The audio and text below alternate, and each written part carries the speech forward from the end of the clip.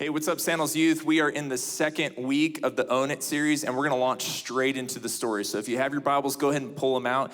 Genesis chapter 50, and we're going to look specifically in verses 15 through 21. And here's what I love about this part of the story. I'm a big fan of movies and TV shows that at the beginning of the story, they tell us what happens in the end of the story. So that's what we're going to do. We're going to go to the end of the life of Joseph and launch into Genesis chapter 50. You got your Bible? Okay, great.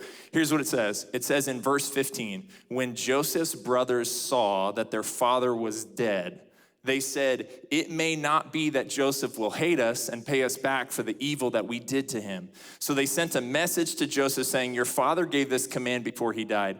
Say to Joseph, please forgive the transgressions of your brothers and their sin because they did evil to you." So we launch into this family scenario and this situation where we really see Joseph having to process his brothers coming to him, and we don't know what they did, but we know it's bad enough that they had to potentially create a situation and a circumstance where after their father died, they're gonna tell Joseph, no, don't take it out on us really anymore. They did evil to you, but don't really treat them in the way that they probably deserve. And so it continues on and says this. After it says, "And now please forgive the transgressions of the servants of God, of your father," Joseph wept when they spoke to him. His brothers also came and fell down before him and said, "Behold, we are your servants." They just don't want to get into a situation where they have to really deal with what they did to Joseph. And so it finishes off the story like this. After they came and they fell down before him, they said, "Behold, we're your servants." Joseph said to them, "Do not fear, for am I in the place of God?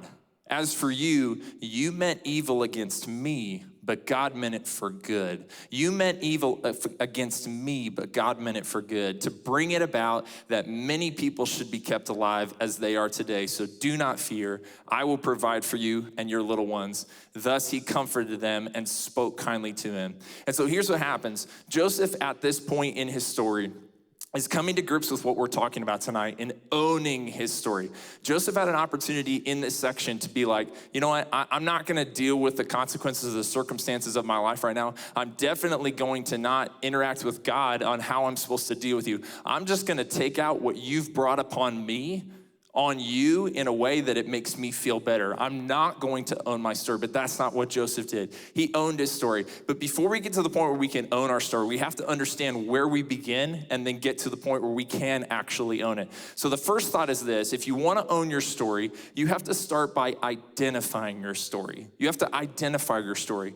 Genesis chapter 37, verses 6 through 7 say this: "Hear this dream that I have dreamed." This is Joseph. When he was first starting out and we're first introduced to him, he's 17 years old, much like where you're at in life right now. And God gives him these dreams, and he says to them in these dreams, you're gonna have a great place of leadership someday. Here's what it says.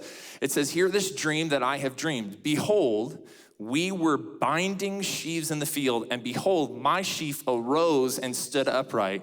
And behold, your sheaves," he's talking to his brothers, "gathered around it and bowed down to my sheaf." If that's not, like for brothers and sisters in the room, you got siblings, if that's not the worst thing you can say to your brothers and sisters, I don't know what's worse. Because honestly, what he's saying at this point is he's saying, God has given me a vision. He's given me a dream that I'm gonna be influential and in a leadership position over you at some point. And so it continues on. That's not the only dream he had. We see in verse 9, it says this: "Behold, I have dreamed another dream. Behold, the sun, the moon, and the 11 stars," that's his 11 brothers, "were bowing down to me." Now here's the thing about identifying your story when we're talking about owning your story. When you identify your story, it means that you identify all of it. You identify what God is actually starting to do in your life, and you're not afraid to speak that into existence. Now, there's probably some young things that Joseph's doing here right now. He probably doesn't need to be sharing this entirely with his brothers. He doesn't know how his brothers are gonna treat him. But ultimately, he's not afraid of saying, look, God is doing something in my life, and I wanna speak that into existence. I want people to know about that around me, and I wanna identify it personally. I wanna know that God is present in my life doing something, because it's really, really powerful what Joseph is seeing here. So not only does he identify his story, but he moves into a new place in his story a couple of chapters later where he accepts his story. So you identify your story, and then you accept your story on the path to owning it. And we pick up in Genesis chapter 39 in a really crazy situation. After Genesis 37, he tells his brothers, this is what's gonna happen. They're not happy. They decide that they're gonna sell him into slavery, okay? So after they sell him into slavery, he gets into this guy's Potiphar's house, and here's what it says in 39. It says, as soon as his master heard the words that his wife spoke to him, what had happened was Potiphar's wife, she was like really attracted to Joseph. Like there was a thing going on from her to him. She wanted to be able to have him in her life. She didn't like Potiphar probably as much as she liked Joseph in this moment. He was a good looking guy, the Bible tells us. And so what she does is she sort of hits on him. She's like, I want to be with you. And Joseph's like, no, I'm about this God thing. Like I can't be with you, right? But she's like, no, I really want to sleep with you. I want to have a relationship with you. And Joseph's like, no, I can't be near this. And so he runs away. And she, to try to just trap him, grabs his coat and holds onto it until her husband gets home. And then eventually says, look, this is the representation. This is the evidence I have that this Hebrew, Joseph, tried to take advantage of me. So she lies and she tells her husband that. And her husband believes her. And so that's what it says. The master is Potiphar. As soon as his master heard the words that his wife spoke to him, this is the way your servant treated me. His anger was kindled. He believed her and he became angry. And Joseph's master took him and put him into prison, the place where the king's prisoners were confined. And he was there in a prison, but the Lord was with Joseph and showed him steadfast love and gave him the favor in the sight of the keeper of the prison. So not only is he at a place now where he's identified his story and he's gone through that process, he's accepted his story because he's not gonna run away from God in this moment where Potiphar's wife is really trying to trap him. He knows where he's headed. He knows the path that he's on, and he's not gonna forsake it. He's gonna own his story. And in this place, he's gonna accept his story and accept the circumstances that come along with that story. Now, that's hard for some of us to deal with. It's hard for us to accept the circumstances that we're in, especially when God is leading and we're not in control.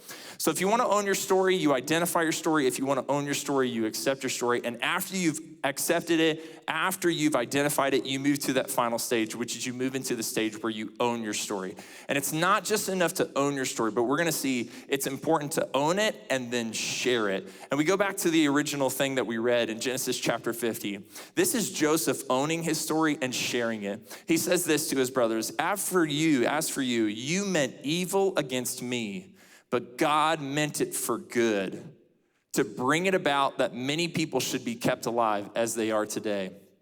So in this great moment where he has the opportunity to just completely and totally send his brothers into slavery because of what they've done to him, he says, no. I understand from the beginning what God was doing. I've accepted the circumstances of where I've gone. And now in the greatest moment of my life where I get an opportunity to not only own my story, but tell my brothers about what was going on, I'm gonna stand up for God and I'm gonna own my story and share about what God has been doing in my life. And he says, look, you meant what you did for bad. You wanted to do it selfishly. You didn't like what I said. But in that moment, I understood, and I've understood all my life, that God meant it for good what you meant for bad.